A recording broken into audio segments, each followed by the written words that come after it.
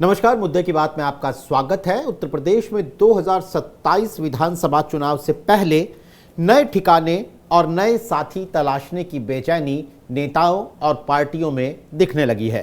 हाल में कांग्रेस के वरिष्ठ नेता और बीएसपी मायावती की सरकार में कभी ताकतवर मंत्री रहे नसीमुद्दीन सिद्दीकी ने कांग्रेस पार्टी छोड़ दी।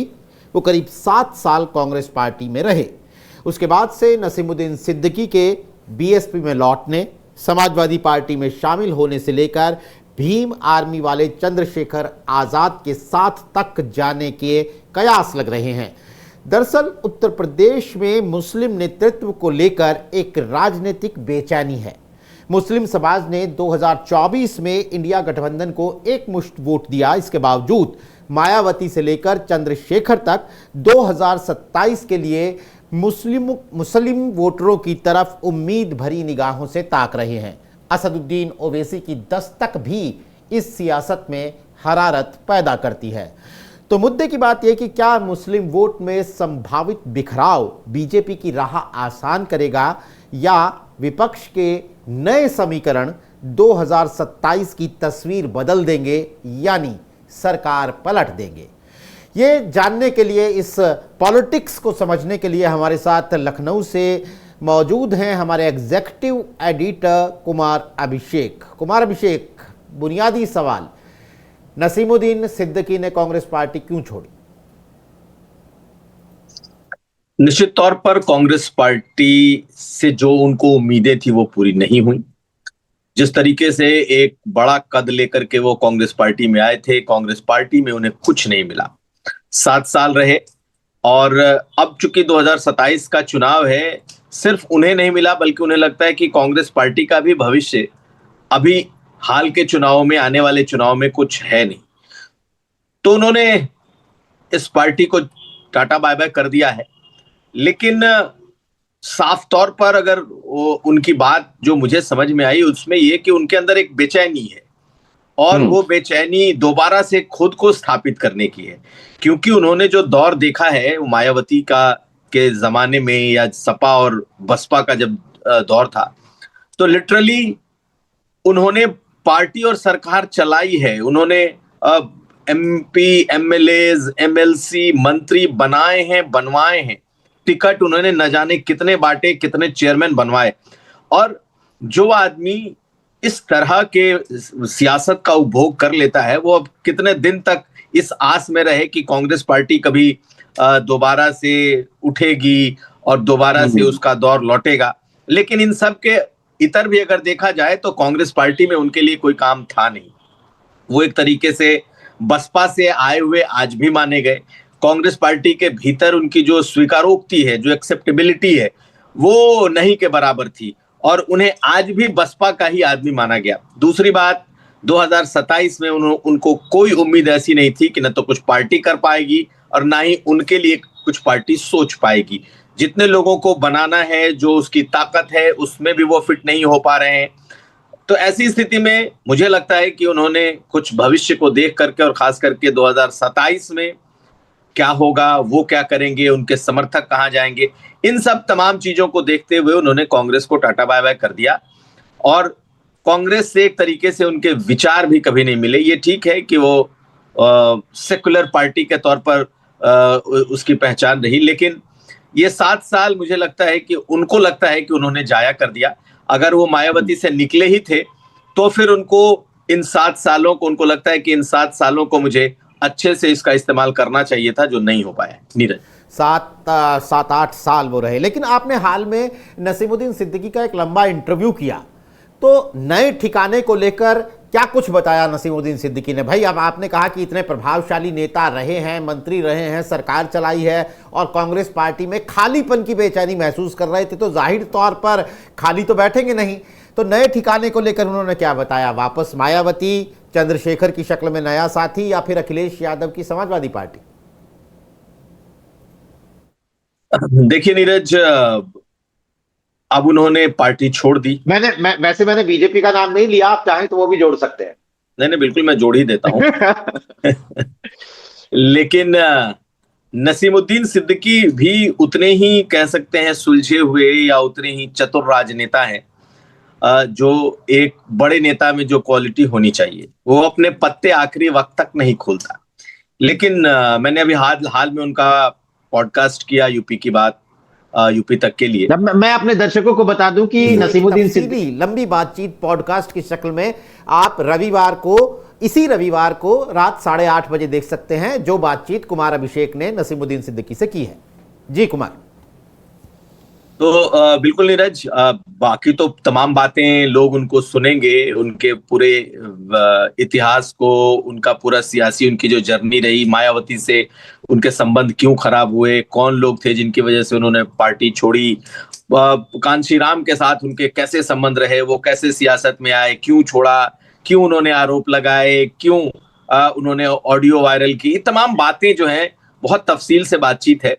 लेकिन जैसा कि मैं कह रहा था कि एक राजनेता वो आखिरी वक्त तक अपने पत्ते नहीं खोलता, तो निश्चित तौर पर पत्ते बेशक उन्होंने नहीं खोले हों, लेकिन उन्होंने कुछ हिंट तो जरूर दिए। अब मैं पूरी हिंट तो नहीं बताऊंगा, लेकिन मैं इतना जरूर कह रहा हूं कि वो दो पार्टियों में तो नहीं जा रहे हैं। बीजेपी में सवाल नहीं उठता है और वापस बीएसपी भी नहीं जा रहे हैं। तो अब उनके पास जो ऑप्शन है वो नीरज बचता है, या तो समाजवादी पार्टी के साथ जाएं, दूसरी बात, क्या वो चंद्रशेखर के साथ जाएंगे। हालांकि चंद्रशेखर के साथ जाएंगे, मुझे इसमें गुंजाइश शक इसलिए लगता है कि एक बार वो कांग्रेस, मतलब कांग्रेस पार्टी को ना वो उठा सके, ना कांग्रेस पार्टी उठ सकी, तो क्या आने वाले जो कुछ साल हैं, 5 साल, 10 साल, 15 साल, क्या वो चंद्रशेखर के साथ जुड़कर मेहनत करना चाहेंगे, जिसको वो कहते हैं कि उनके कार्यकाल में चंद्रशेखर उनके साथ काम करते रहे हैं। तो यहां भी बहुत सारी समस्याएं हैं कि क्या जिनको उन्होंने बनाया या जो उनके अंडर में कभी पश्चिमी उत्तर प्रदेश में बसपा में काम करता रहा, आज उसके नेतृत्व में क्या वो काम करेंगे। ठीक है, दोनों के लिए सम्मान है, उनकी मुलाकात होती रही है, वो ये मानते भी हैं कि चंद्रशेखर के अंदर पोटेंशियल बहुत है, लेकिन क्या वो चंद्रशेखर के साथ जाएंगे, ये सवाल मेरा भी था, इस पर उन्होंने जवाब भी दिए हैं। दूसरी बात, क्या जो एक तीसरे मोर्चे की आहट जैसी है, तीसरा मोर्चा तो कोई बना नहीं, लेकिन कई ऐसे नेता हैं जो ना इधर हैं ना उधर हैं। स्वामी प्रसाद मौर्य उसी बहुजन मूवमेंट से, या यूं कह लें बहुजन समाज पार्टी से निकले हुए नेता हैं, सपा से उनकी नहीं बनी, आजकल उनकी अलग पार्टी है। उसी तरीके से पल्लवी पटेल भी बाहर हैं। ऑल इंडिया MIM, ये एक बड़ी पार्टी, या यूं कह लें कि बड़ी चर्चा के तौर पर वो इस वक्त उत्तर प्रदेश में है, क्या वो उसके साथ जाएंगे। और आखिर में हम चर्चा करते हैं कि क्या अखिलेश यादव के साथ जाएंगे। देखिए, ये तमाम बातों की चर्चा तफसील से हुई है, लेकिन मैंने जैसा आपको बताया कि दो को बिल्कुल आप रूल्ड आउट मान लीजिए। बीजेपी का तो सवाल ही नहीं, क्योंकि उनकी पूरी राजनीति इसके खिलाफ है। वो एक बार फिर सेकुलरिज्म की बात कर रहे थे, वो एक बार फिर कह रहे थे कि सबको एक साथ होना चाहिए। तो एक जो मुझे समझ में आया है कि एक तो वो चाहते हैं कि जितनी पार्टियां हों वो एक साथ आ जाएं, जो नेता हैं वो एक साथ किसी कॉमन ग्राउंड पर आ जाएं और बीजेपी के खिलाफ लड़ा जाए। तब क्या वो एक अलग सी पार्टी बना करके आएंगे। ये भी बहुत चर्चा है कि वो अपने समर्थकों को, लगातार उनके समर्थक उनसे मिल रहे हैं, उन्होंने कई चिट्ठियां दिखाई। उनका कहना था कि जब वो बसपा छोड़ करके कांग्रेस आए तो ढेरों लोग बसपा छोड़ करके गए। आज जब वो कांग्रेस छोड़ करके निकल गए हैं तो बहुत सारे लोगों ने कांग्रेस से त्याग पत्र दे दिया है। तो दो चीजें मुझे समझ आ रही है नीरज। एक तो ये कि क्या सचमुच समाजवादी पार्टी में कोई बातचीत उनकी हो पाएगी, क्योंकि एक नेता को तो स्वीकार करना आसान है, लेकिन जिस तरीके से स्वामी प्रसाद मौर्य अपने कार्यकर्ताओं को अपने टिकट की एक संख्या लेकर के आए थे और लगातार समाजवादी पार्टी पर यह दबाव बनाते रहे कि इतने लोगों को विधानसभा में, इतने लोगों को पार्लियामेंट में, इतने लोगों को संगठन में एडजस्ट करना है, तो अखिलेश यादव बहुत हद तक उनके उसमें दबाव में रहे। लेकिन अब शायद अखिलेश यादव ये बैगेज नहीं लेना चाहते कि अगर कोई नेता आ रहा है तो उसके साथ उसकी फौज को भी वो उसी तरीके से समायोजित करें, क्योंकि वो अब अपने काडर को किसी भी तरीके से नाराज नहीं करना चाहते, कोई नाखुशी उनके भीतर पैदा नहीं करना चाहते। लेकिन नसीमुद्दीन सिद्दीकी अकेले नहीं जा रहे हैं। नसीमुद्दीन सिद्दीकी के साथ फिर एक लंबा चौड़ा संगठन से लेकर के टिकट और तमाम ऐसे लोगों की पूरी फौज उनके पीछे खड़ी है। तो देखिए, जहां तक मैं समझ रहा हूं कि उनकी जो ये, हालांकि खुल करके उन्होंने बातचीत में कोई नाम नहीं लिया, और ना ही मैं भी आपको कुछ खुल करके बता सकता हूं, क्योंकि अपने पॉडकास्ट में उन्होंने कुछ इशारे जरूर किए हैं। लेकिन मुझे लगता है कि उनके पास 3 ऑप्शन है। एक, क्या कोई तीसरा मोर्चा जैसा बना करके पूरे विपक्ष को गोलबंद किया जाए। दूसरा, अपनी पार्टी बना करके फिर किसी भी तरीके से इन लोगों के साथ कोई किसी भी तरीके से गठबंधन में आया जाए, या फिर समाजवादी पार्टी के साथ चला जाए। ऑल इंडिया एमआईएम को लेकर के बहुत ज्यादा उन्होंने उत्सुकता नहीं दिखाई, लेकिन उसको भी रूल आउट नहीं किया गया है। तो ये 3-4 ऑप्शन उनके टेबल पर, ये कार्ड्स हैं। मैं समझता हूं कि बहुत मुमकिन है कि उनका जो इंक्लिनेशन है या उनका जो झुकाव है वो कहीं समाजवादी पार्टी की तरफ हो सकता है। मैं इसीलिए कह रहा हूं हो सकता है। कुछ बातें उन्होंने अपने पॉडकास्ट में भी कही हैं, जो सुनेंगे तो बहुत कुछ क्लैरिटी आएगी। नीरज, बिल्कुल। एक सवाल और है मेरा, बल्कि 1-2 सवाल और है मेरे सप्लीमेंट्री आपकी इस बात के बाद, कि आजम खान के चलते, आजम खान के तमाम रवैये को हमारे दर्शक जान रहे हैं, जो पिछले दिनों जेल से बाहर आने के बाद उनका देखा, एक तेवर उनका देखा। तो आजम खान के चलते समाजवादी पार्टी नसीमुद्दीन सिद्दीकी के लिए मुश्किल ठिकाना है, या आजम खान के कानूनी पचड़ों के चलते समाजवादी पार्टी में जो एक मुस्लिम नेतृत्व की जगह खाली हुई है उसकी वजह से उनके लिए वो एक आसान ठिकाना है? देखिए, मैं उनको सपा का जो ठिकाना है, मैं उनके लिए मुश्किल नहीं मानता। मुझे लगता है कि अगर दोनों के बीच कोई सामंजस्य बन जाए तो ये ठिकाना उनके लिए आसान है, क्योंकि वो उसी जगह पर मजबूत है जहां पर सपा कमजोर है। यानी कि पश्चिमी उत्तर प्रदेश, बेशक वो बांदा से के रहने वाले हैं मूल रूप से, लेकिन उनका पूरा जो कार्य क्षेत्र रहा है बसपा में, या जो उनका प्रभाव क्षेत्र रहा है, वो पश्चिमी उत्तर प्रदेश है। अखिलेश यादव पश्चिमी उत्तर प्रदेश को अलग तरीके से इस बार वहां के लिए उनकी रणनीति है। उनको मालूम है कि वहां यादव वोट बैंक नहीं है, इसलिए अगर आप देखें तो वहां मुस्लिम, दलित और गुर्जर, ये एक फैक्टर वहां है जो कि जिसके इर्द गिर्द अखिलेश यादव अपनी रणनीति बुन रहे हैं। तो पश्चिमी उत्तर प्रदेश में अगर इनके आने से कुछ फायदा होता है तो शायद वो उस तरफ जा सकते हैं, उस तरफ देख सकते हैं। अखिलेश यादव भी, जैसा मैंने बताया कि वो बहुत पूरे इनके पीछे जो फौज खड़ी है उनको लेने का वो गारंटी नहीं ले सकते, लेकिन इनकी भी डिमांड बहुत ज्यादा नहीं है। ये उस तरीके से बार्गेन नहीं करेंगे जिस तरीके से स्वामी प्रसाद मौर्य बार्गेन करके पहुंचे थे। ये भी अखिलेश यादव को मालूम है। अखिलेश यादव के लिए इसलिए सूट करते हैं कि ये पूरे टाइम जब तक ये मायावती के साथ रहे तो बड़ा सबड्यूड रहे। जो नेता ने कहा उसको आंख बंद करके फॉलो किया। इन्होंने बताया भी हमारे पॉडकास्ट में कि नेता उनके लिए क्या है, और एक बार अगर कोई नेता जिसे माने उसके लिए ये क्या क्या करने को तैयार होते हैं।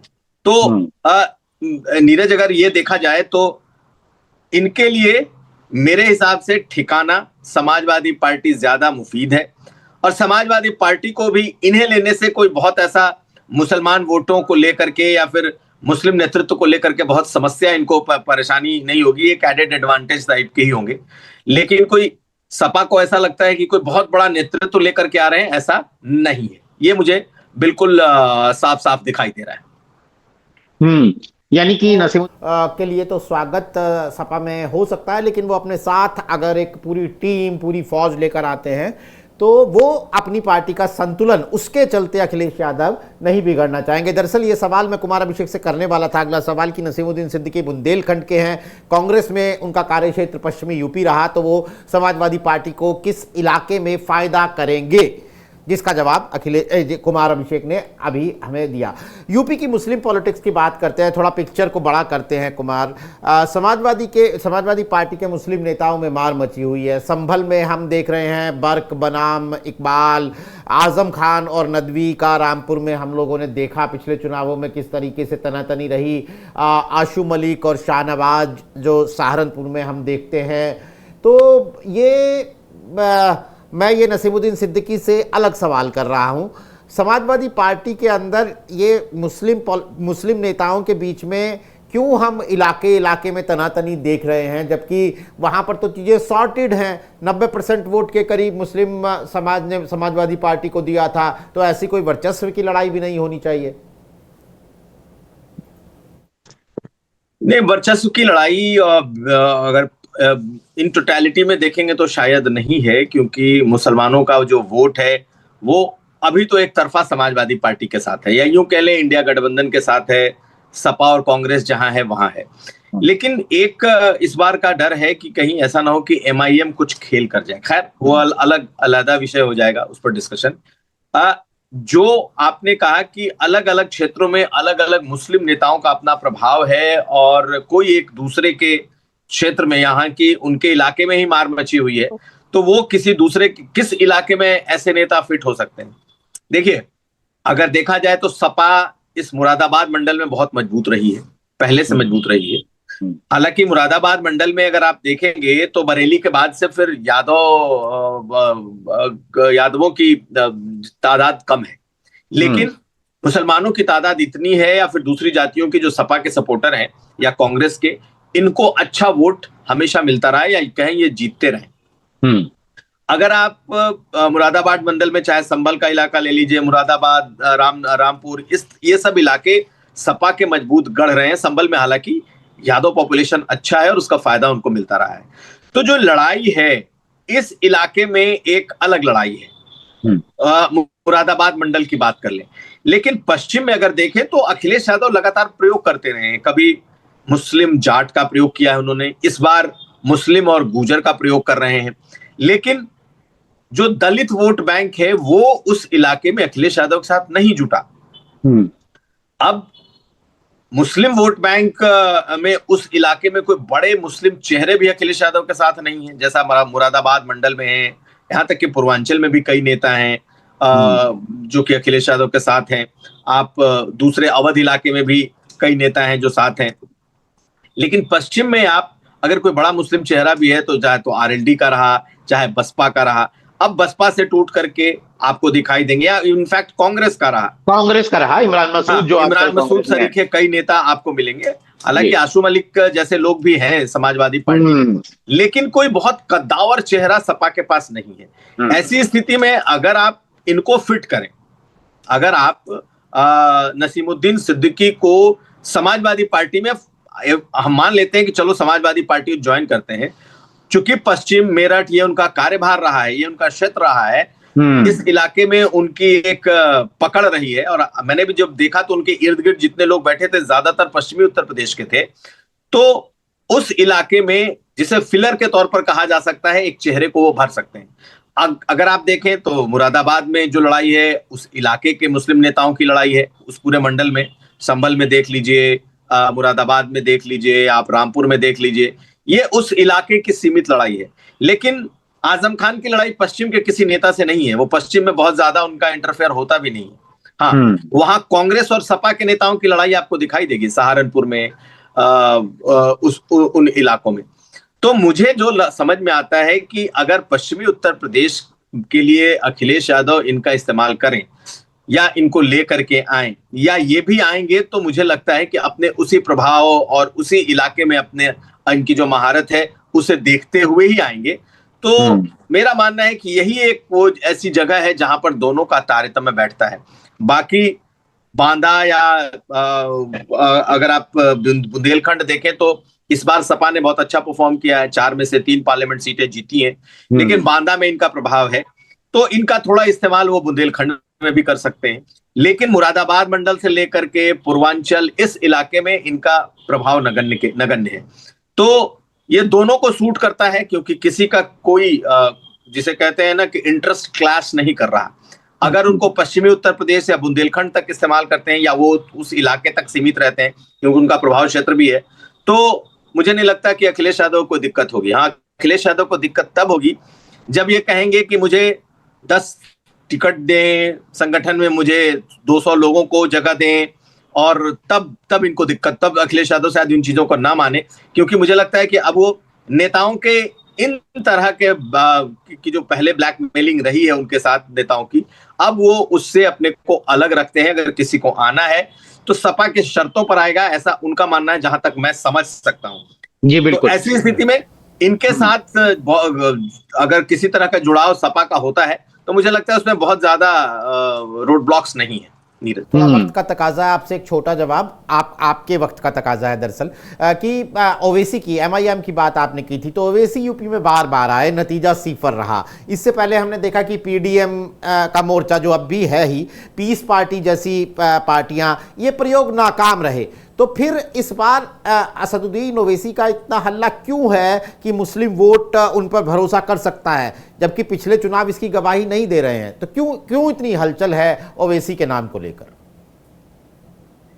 देखिए, मुझे लगता है कि महाराष्ट्र के चुनाव में, बीएमसी के चुनाव में ओवैसी ने और उससे पहले बिहार में भी, उससे पहले बिहार में भी ओवैसी ने एक बात तय कर दी कि हारे या जीत, हार जीत कोई हो, किसी पार्टी की हार हो, किसी पार्टी की जीत हो, उन्होंने अपना एक ऐसा वोट बैंक बना लिया है, या फिर अपनी लाइन उनको समझा दी है कि अगर तुमको आगे पॉलिटिक्स करनी है तो इससे निकलना होगा। एक मुस्लिम वोट बैंक को दूसरे को अपने कंधे पर बिठाने के बजाय अपने नेतृत्व के लिए सोचो। तो ये चीजें उत्तर प्रदेश में भी दिखाई देंगी। अखिलेश यादव 2017 से लगातार हारते रहे, 2024 पार्लियामेंट में उन्होंने एक तरीके की जीत दर्ज की है। इस बार ये देखना है कि क्या एमआईएम जो बातें कहती है दूसरे जगहों पर, क्या यहाँ चल पाएगा। लेकिन ये बात मान लीजिए कि एमआईएम यहाँ तैयारी से आ रही है। हो सकता है कि किसी गठबंधन में भी आ जाए या किसी गठबंधन का हिस्सा भी हो जाए, लेकिन एमआईएम की चर्चा है, इसमें कोई दो राय नहीं है। वोट के समय वो ही तय होगा कि क्या उनको मिलेगा या नहीं, लेकिन इस बार पहले से बेहतर स्थिति में जरूर होंगे वो। बिल्कुल। तो काफ़ी दिलचस्प स्थिति है दोस्तों। अगर हम मुस्लिम पॉलिटिक्स की बात करें तो जो सवाल हमने शुरू में उठाया था कि मुस्लिम वोट में अगर किसी भी तरह का बिखराव होता है तो क्या वो बीजेपी की राह आसान कर देगा, या फिर ये जो बदले हुए समीकरण हैं ये बीजेपी के लिए मुश्किलें पैदा करेंगे। और अखिलेश यादव का जो करो या मरो का सबसे बड़ा इम्तिहान है कि वो क्या बीजेपी की हैट्रिक, जीत की हैट्रिक लगने से रोक पाते हैं या नहीं। आज कार्यक्रम में हमारे साथ जुड़ने के लिए कुमार अभिषेक, आपका बहुत बहुत शुक्रिया। तमाम दर्शकों का भी आभार। नमस्कार।